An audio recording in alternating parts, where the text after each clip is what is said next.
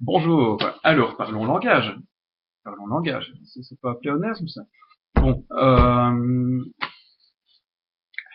petite vidéo. Quand on fait des vidéos, à un moment, on se pose des questions un peu, on est forcé à se poser des questions sur le langage et tout. Donc, je parle du langage parlé, écrit, de la langue. Euh, Surtout que de mon point de vue, ce n'est pas mon mode de communication principal et ce n'est pas mon mode de pensée principal. En tant que peintre, j'ai une tendance à penser de manière très inclusive, euh, où je veux dire ce qui est opposé, bon, en fait, tout ça fait partie d'un tout. Et c'est vrai que quand j'ai recours au langage, je me rends compte toujours j'ai toujours le problème, tu dis un mot, et puis tu as son opposé qui apparaît. Et je me rends compte, mais c'est propre au langage. Le langage a une vertu séparatrice. Enfin, vertu. Euh, c'est séparateur. Le langage est séparateur. Les choses ne sont pas opposées en soi. Puis tu mets un mot, paf, et ça sépare les choses. C'est un peu comme la pensée scientifique. J'associe beaucoup le langage à la science de ce point de vue-là, c'est de disséquer les choses pour les étudier temporairement. Puis après, ça revient dans le tout, essaye de le réintégrer. Mais je trouve le langage a un côté comme ça. Et j'ai l'impression que c'est pas bien perçu, que tout le monde ne le sait pas. Il y a beaucoup de gens qui s'attachent beaucoup aux mots, au langage et compagnie. Euh,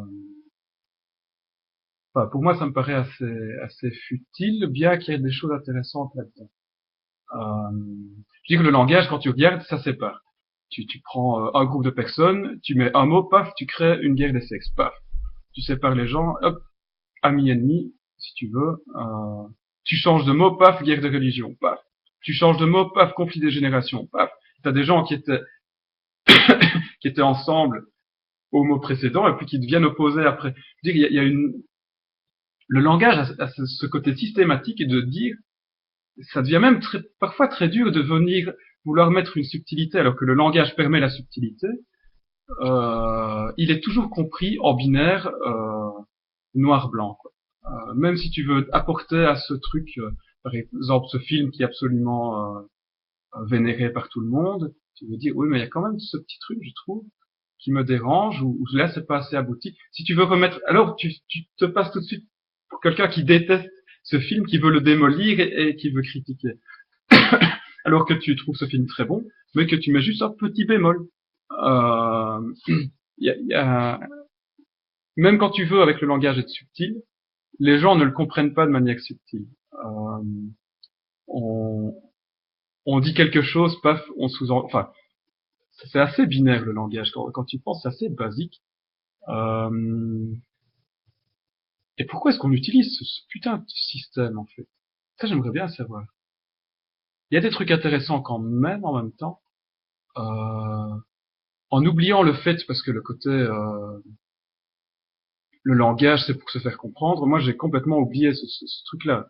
Quand je dis quelque chose, il n'y a aucun but de persuader la personne. Enfin, il peut y avoir parfois, quand je m'emporte, c'est le côté passionné. Euh, mais il y a pas, le but n'est pas vraiment de convaincre la personne, parce que d'abord, moi, je sais très bien avec le temps, j'ai tendance à changer d'avis. En 6 mois, je peux complètement changer d'avis, prendre un point de vue et son opposé. Euh, Je veux dire, quand je dis quelque chose, c'est pas un décret divin qui fait que l'univers entier doit tourner autour. C'est souvent un ressenti que j'exprime, et si mon ressenti change, bah, mon expression sera différente aussi. Euh, il y a déjà assez de contraintes dans le monde que pour pas rajouter mes propres conneries que je peux dire comme des vérités absolues à respecter, je dis. Donc je suis assez libre par rapport au mot de changer d'avis. Euh, Donc, du coup, convaincre les gens, c'est un peu idiot si tu vas changer d'avis. Si en fait, tu dois les reconvaincre de changer d'avis. Euh, donc, c'est un peu idiot. Euh, et puis, convaincre les gens, c'est un peu... Il y a un jeu comme ça, il y a un jeu. Mais mais c'est un peu quand même sous-entendre que tu as raison. Et en tant que palinode, avoir raison, pour moi, c'est un peu la honte. Je dis que c'est un peu que je suis même pas capable de me contredire moi-même, que je n'ai aucune imagination pour ça. Et donc avoir raison, c'est pas très fun, je trouve. Vaut mieux avoir toujours tort. Euh,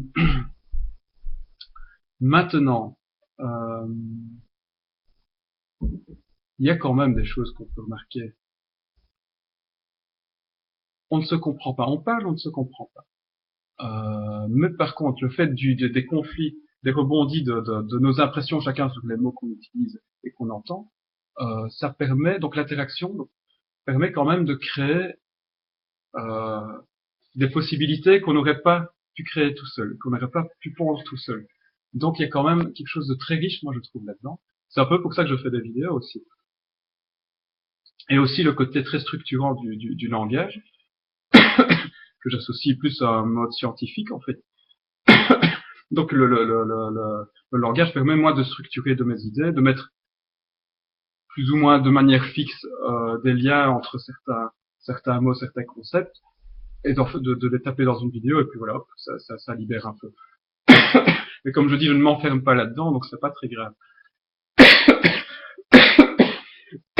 Excusez-moi, c'est pas encore tout à fait guéri. Euh, Toujours est-il, quand tu as des mots comme ça qui te tiquent comme ça, il y a des mots t'aimes vraiment pas ce mot-là. Moi, le mot artiste me pose beaucoup de problèmes. Parce que je ne sais jamais trop qu'est-ce que la personne met dedans, et je sais il y a plusieurs sens qu'on peut mettre au mot, mais il y a un sens sur lequel je suis profondément en désaccord, c'est toute la vision contemporaine de l'artiste et de l'art. En fait. Et en fait, je suis en désaccord avec ça, et j'ai un problème avec ça. J'ai un problème avec ça. C'est pas le mot que la personne en face qui dit t'es un artiste, c'est moi qui ai un problème avec ce rapport à cette vision de l'artiste. Donc c'est intéressant de savoir pour soi. Il ne faut pas en vouloir aux mots en fait. Après, une fois que les mots, tu utilises ce que tu veux. Et je veux dire, même définis ton mot, et ça te définit un peu toi-même. Tu définis un peu ta sensibilité. Faut pas en vouloir trop aux mots. Ils sont comme ils sont, quoi. Ils ont leurs faiblesses. Enfin, ils sont pas parfaits. Et ils sont sujets à la projection des gens. Donc de toute façon. Et il faut leur laisser ça, en fait. Il y a des gens qui arrivent à, donc hors scientifique, il y a quand même des gens qui utilisent les mots pour communiquer et qui se débrouillent pas mal. J'ai remarqué les humoristes et les poètes. Ces gens-là arrivent encore à utiliser le mot avec toutes ses faiblesses et ils arrivent à torpiller l'esprit. Le problème du mot, c'est l'intellect de la personne qui le reçoit, qui va modifier à sa manière le mot. Je dis qu'il y a, ça me revient comme ça là, dans le scène d'Okai, je pense, il y avait une phrase euh, entendant les mots, comprenez-en le sens, un truc comme ça. Et tu as les stratégies, je trouve, des poètes et des humoristes. L'humoriste, lui, il va venir pour torpiller l'intellect, en fait. C'est une manière de torpiller l'intellect pour que le sens puisse ressortir. Et donc l'humoriste va plutôt piéger ces mots avec des paradoxes, des choses ainsi. Et quand la personne va vouloir comprendre intellectuellement ce qu'il va recevoir, il y a son intellect qui va péter un câble et tout. Et hop, le sens va se glisser insidieusement là derrière.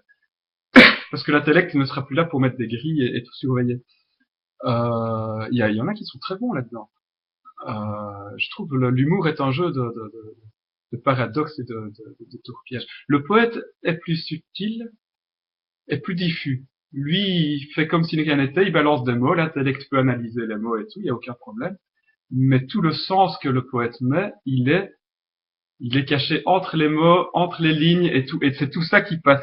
Et donc tu crois que tu reçois bêtement un texte normal, et en fait il est chargé d'émotions, il est chargé de plein de significations, et tu les perçois mais sans t'en rendre compte. Euh, il y a un côté plus doux chez le poète, enfin plus doux. Parfois, ouais. Le mot nègre, par exemple, est un mot qui est plutôt mal vu, mais que les poètes utilisent tout à fait parce qu'il a une richesse déjà au niveau de la sonorité. Sinon, c'est un synonyme parfait de noir. Mais il a il a des signifiants beaucoup plus nombreux. Nègre, c'est beaucoup plus riche. Euh, et c'est un mot qui pourrait déranger. Encore une fois, tiens, ce mot me dérange. Pourquoi il me dérange? Pourquoi l'esclavagisme? Tiens, bon, moi de mon point de vue, je suis en Belgique, donc on a été un peuple d'esclavagistes, carrément avec le Congo. Et je dis que ça peut être plus dérangeant, mais oui, passer comme ça colonialiste. Oh ben on va oublier ça, au nègre ça me dérange, je vais utiliser noir. Il y a un côté un peu hypocrite aussi là-dedans. Euh, enfin voilà. Tout ça, c'est juste pour faire un petit topo sur le langage, histoire, bah oui, de mettre les choses, de revoir les choses au point, comme ça. Je, je, je sais pas, parfois on peut se disputer sur le langage, mais faut bien se rendre compte que le langage sépare. Et que, quand on parle, il faut essayer de garder en tête, je pense, cette idée que rien n'est séparé en soi. Et que si on peut avoir des disputes, c'est en fonction c'est en fonction du médium propre qu'on utilise, qui est le langage, qui a ça en lui. Moi, je le vois comme ça. Je sais pas s'il y a d'autres visions sur le langage et tout. C'est très bien d'avoir des avis d'écrivains ou des choses comme ça. Moi, je suis peintre dans l'histoire. Donc, en soi, une fois que j'ai plus de langage, j'ai toujours je n'ai rien perdu de mes facultés. Enfin, voilà. Passez un bon week-end quand même. Je vous laisse là. Ciao à tous. Merci beaucoup.